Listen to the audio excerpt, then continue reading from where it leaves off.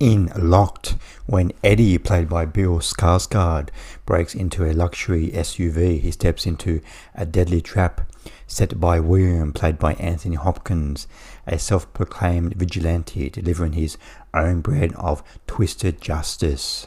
With no means of escape, Eddie must fight to survive in a ride where escape is just an illusion, survival is a nightmare, and justice shifts into high gear.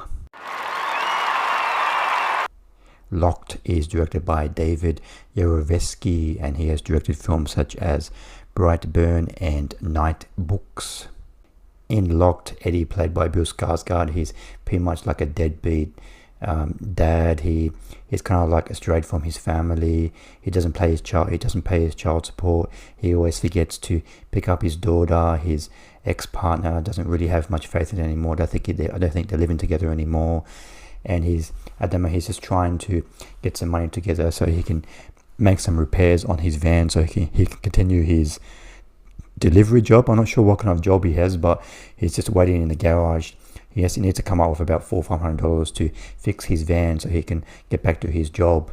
So while he's waiting for his van to be fixed, he just wanders the street, and he's just trying to open random cars so he can go inside the car and steal something like sunglasses or something that's valuable that he can sell quickly, so he can pawn quickly just for some quick cash. And eventually he finds this luxury SUV in like a kind of like quiet parking ground, and he opens the door and it's open. He goes inside, he finds some sunglasses. Oh wow, there's nice sunglasses. There's not much else in the car, but he can sell their sunglasses and make some quick cash. But when he tries to get outside of the car, it doesn't open. Eddie tries all different ways to try to get out of the car. Like he finds like a metal crowbar and is smashing the windows. He tries to kick the windows in with his feet, but just nothing works. His car is just indestructible. And the people outside can't hear him. They can't see inside the car, and they can't hear him. He tries to shout and scream at the people, but nobody can hear him.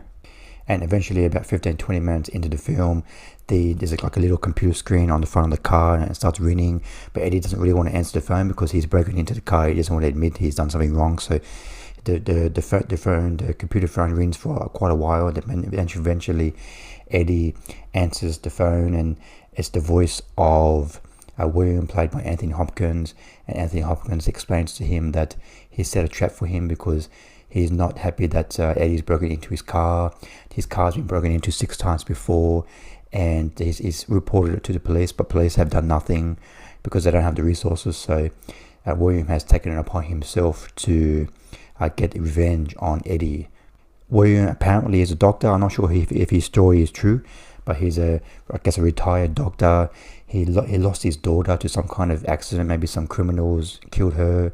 And William, he kind of like tired from all the crime in the city, going unpunished by the police. So he's kind of made him out to be like an old Charles Bronson type revenge vigilante. So this film is kind of it's this one theme, one joke, I guess, repeating over and over again. It's William trying to punish Eddie any way he can, and through the film it happens in various ways. Once they start talking, William can zap Eddie with the car seat of the car. So whenever Eddie says a bad word, a swear word, he zaps Eddie with a taser from the seat, and he gets zapped. And also he can William can control the temperature of the car. He can make it very cold, he can make it very hot. And of course, because Eddie cannot exit the vehicle, he can't drink, he's got nothing to drink, he's got nothing to eat.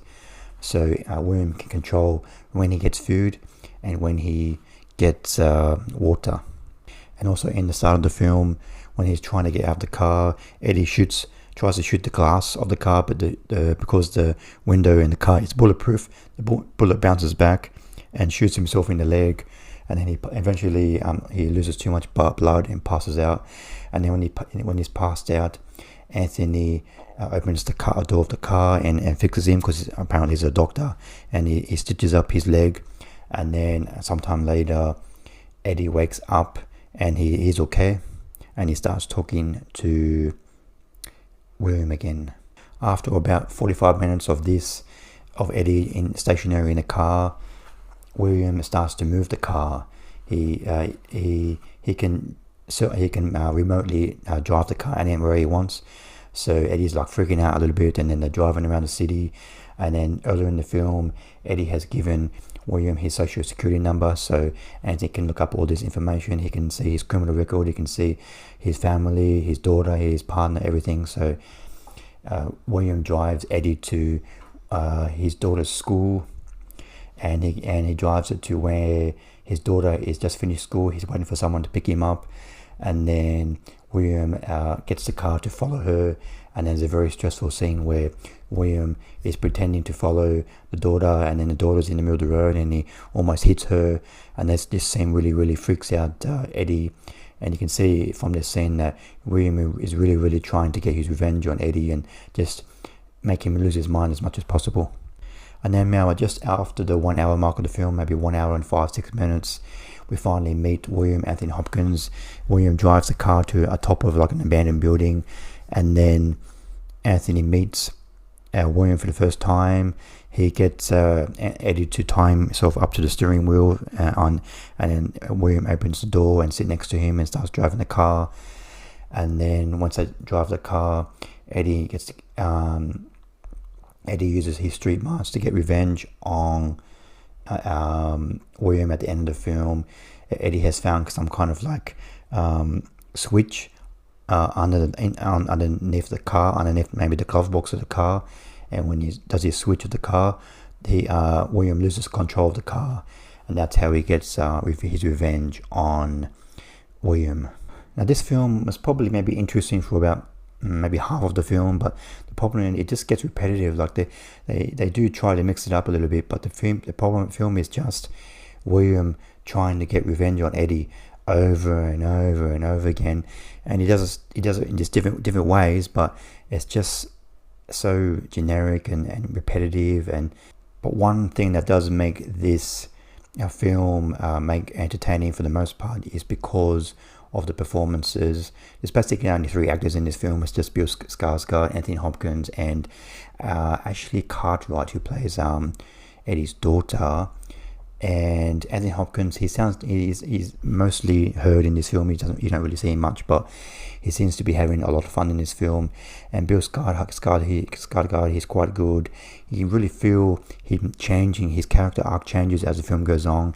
He really does regret what he's done, and he really wants to change his life. He really wants to do better for his family and his daughter.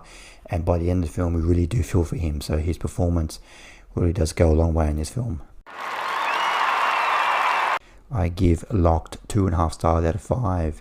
This film was quite interesting for about half of the film, and the 2 performances from Bill and Anthony, they're very good.